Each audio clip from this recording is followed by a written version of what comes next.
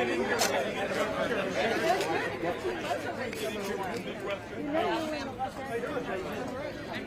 I really? That's hilarious.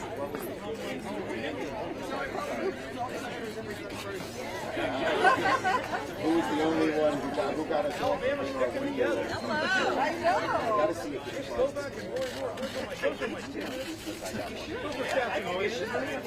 Okay, hold up the signs, everybody. Okay, great. All right, well, I want to thank our great Speaker, Nancy Pelosi, and all of our friends from the House for joining we Senate Democrats here on the steps. And we are gathered because this is a critical day for the future of health care in America. Today in New Orleans, Republican attorneys general, supported by President Trump and his Department of Justice, will argue in court that millions of Americans should lose their health care and all of the protections included in the ACA. The stakes cannot be higher. Imagine you're a parent and your child has cancer, a deadly form. There's a treatment available, but the insurance company says, no, you can't have that treatment, or we're cutting you off. What is Donald Trump? What are our Republican friends telling that family? That you can't get health care and you have nothing to put in its place? Shame on them. Shame on them. The stakes can't be higher. The faces you see behind us are faces of Americans. Millions of Americans who will suffer if Republicans succeed in dismantling our health care law. Millions of people's lives, nothing less, are on the line. If the right wing wins the lawsuit, families from one end of America to the other will lose their health care, lose important pre-existing condition protections, and lose their peace of mind that there might be something there to make them well. It'll hurt families in New York like little Emily's here, a healthy, active 7-year-old, when her life dramatically changed after she sustained a severe traumatic brain injury from falling off a horse in 2015. Emily's recovery has been long. It has been daunting. She has had to relearn how to walk, how to eat, how to talk, and to engage with the world around her at age 7. But her biggest challenge was her family's struggle, because private insurance would only cover 60 days of rehab. Thankfully, her family was given what Emily's mother calls a lifeline. She received her care through Medicaid, as millions of other Americans have in these types of situations. Because of ACA, and only because of ACA, she knows that she doesn't have to worry that she'll be denied health care or charged prices so high that her family can't afford them because of her pre-existing condition. She's going to live with this pre-existing condition the rest of her life. I am, and we all are fighting to keep Emily's protections and those that millions and millions of Americans, not Mr. Trump, the very wealthy who can afford it, but average families, working families, middle-class families, struggling families, who desperately depend on this health care that you, President Trump, and you Republicans are trying to take from them. We cannot allow it to happen. The stakes can't be higher. The bottom line is very simple. If Republicans prevail, these protections are obliterated overnight. And our Republican friends in the House and Senate are just mum. They go home and they say they want to protect pre-existing conditions, and then they act to take them away and do nothing to preserve them. Hypocrisy. Blatant hypocrisy. So, when President Trump declares the Republican Party will be the party of health care, everyone knows he's full of it. Don't let President Trump fool you, America. Donald Trump and the Republicans want to take away your health care. We Democrats will keep fighting tooth and nail to protect Americans' health care for as long as it takes. And we will not stop until we succeed. Speaker Pelosi. Thank you, Schumer. Thank you, Mr. Leader. Thank you, Mr. Leader. That was a good clap. That was a real clap. Thank you, Leader Schumer, for bringing us together here on the steps of the United States Senate to speak out on behalf of all of the American people. I'm pleased to be here with you and the distinguished senator, former House member, Senator Jackie Rosen, who was a champion for health care in the House and now in the Senate, and Colin Allred, a freshman member, whom I will introduce in a moment, talk about in a moment, and his role in all of this from day one as a member of Congress. Today, House and Senate Democrats are here to show the human stakes of the GOP's relentless assault on health care. As the oral arguments being heard today in GOP's Texas versus U.S. lawsuit, we gather to give voice to the hardworking Americans whose health and economic security are in jeopardy. Today, the Trump administration is demanding that the court strike down every last provision of the ACA, protections for over 130 million Americans with pre-existing conditions and their families, bans on lifetime and annual limits. As the leader mentioned, that can be a very, very have a devastating impact financially as well as health-wise for a family. The Medicaid expansion, again, as the leader mentioned, Medicaid expansion in the ACA, very important to people born with babies born with pre-existing condition and families otherwise. Savings for seniors on prescription drug costs, the premium assistance that makes health coverage affordable for millions of Americans' families. As you all know, the Affordable Care Act extended benefits to 20 million people who did not have health care before, and that was very, very important. A major achievement in itself, but that was not the full extent of the bill. 130 million Americans have pre-existing conditions, and they are affected by this law case. And what's interesting about it is during the campaign across the country, the Republicans were saying, we're for preserving the pre-existing medical condition. And yet they vote over and over again to prevent it, and now they're taking it to court. And the reason they think they have a chance in court is because what they did on the horrible GOP tax scam bill where they undermined the Affordable Care Act there. So every chance they get, they try to undermine the health and economic security, financial security of America's working families. The ACA is a pillar of health and economic security, standing alongside Medicare, Medicaid, and Social Security. But the GOP is showing that they want to destroy the Affordable Care Act for America's families. With the leadership of Colin Allred, as mentioned earlier, and our outstanding freshman class, our majority voted on day one to show the full legal weight of the House against this disastrous GOP lawsuit. But more than 190 Republicans that day voted to be fully complicit in the administration's attempt to tear away health protections.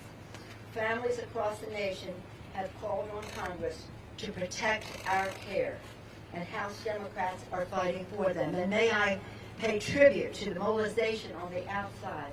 Our inside maneuvering is very important to pass legislation, but we cannot succeed without the outside mobilizations of so many patient advocacy groups, little lobbyists, so many groups uniting and collaborating to protect our care. I thank them.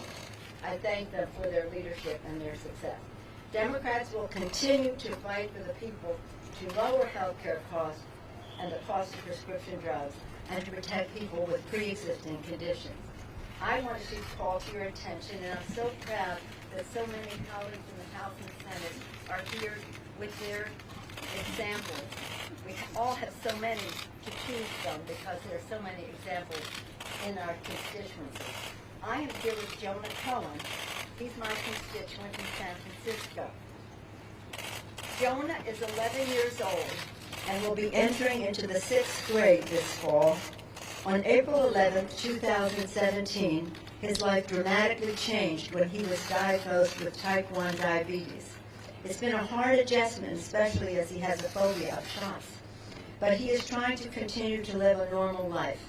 He is a brown belt in Taekwondo and plays piano. He's a lovely young man. Now, imagine that this descended upon their family in April of last year. Every family in America is one phone call, one diagnosis, one accident away from being slaves to pre-existing conditions, the cost that they incur, and more importantly, the toll they take on the health of family members. It is really important that the court honor its precedents in it when it ruled in favor of the Affordable Care Act on a previous occasion. Now it is my privilege to yield to the distinguished senator from Nevada, as I mentioned, a former member of the House of whom we're very proud, Senator Jackie Rosen.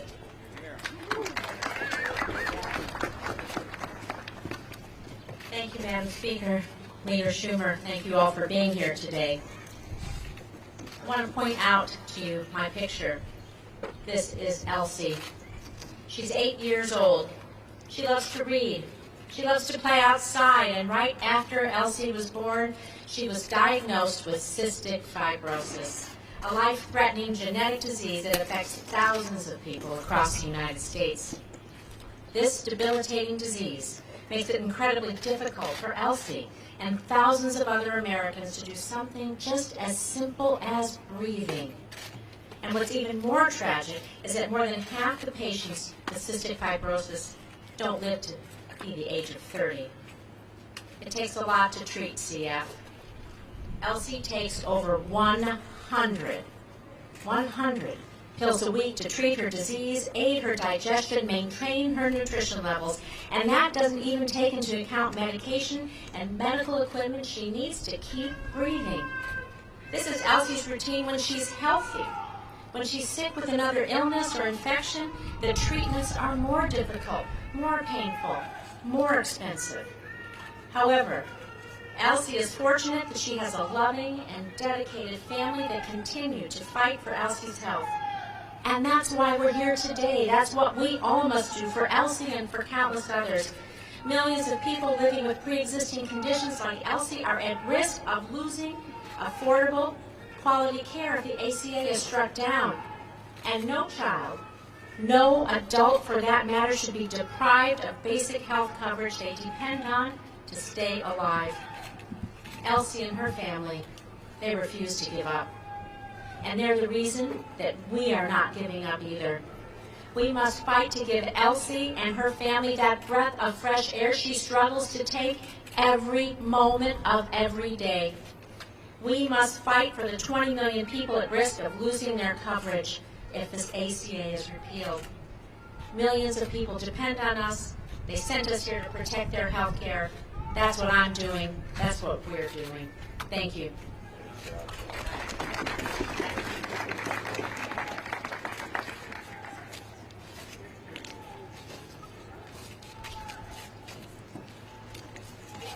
Well, good afternoon.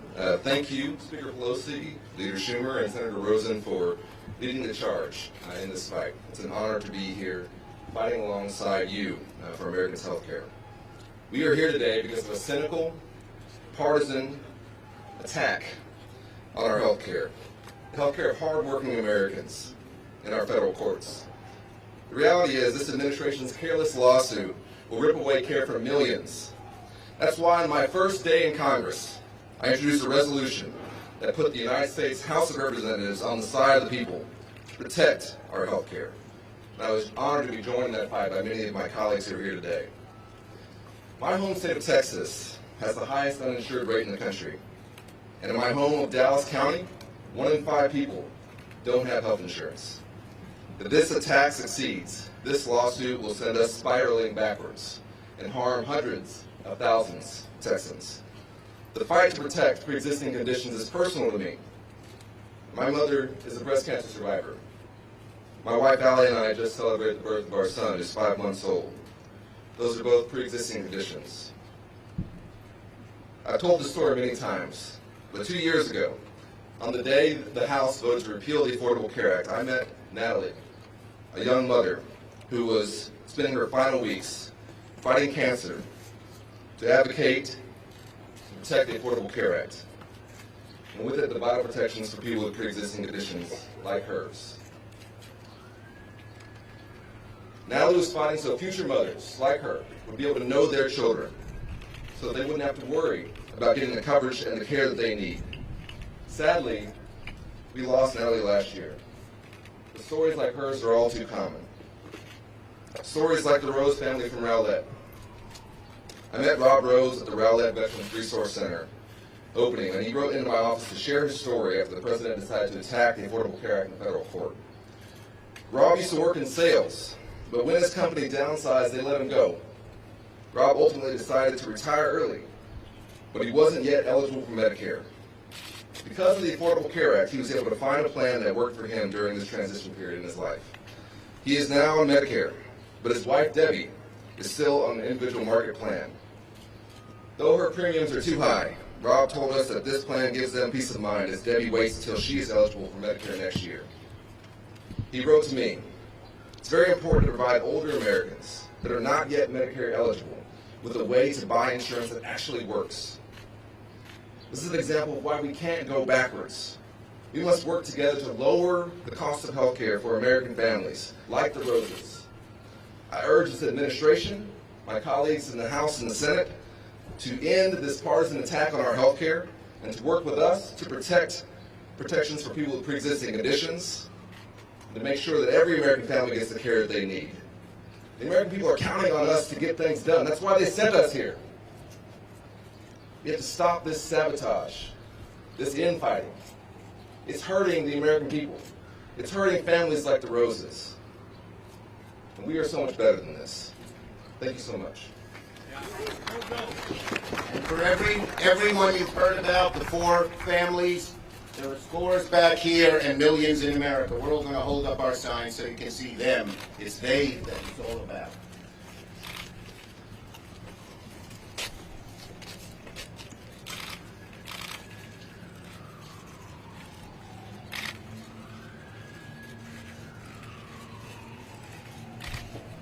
Thank you.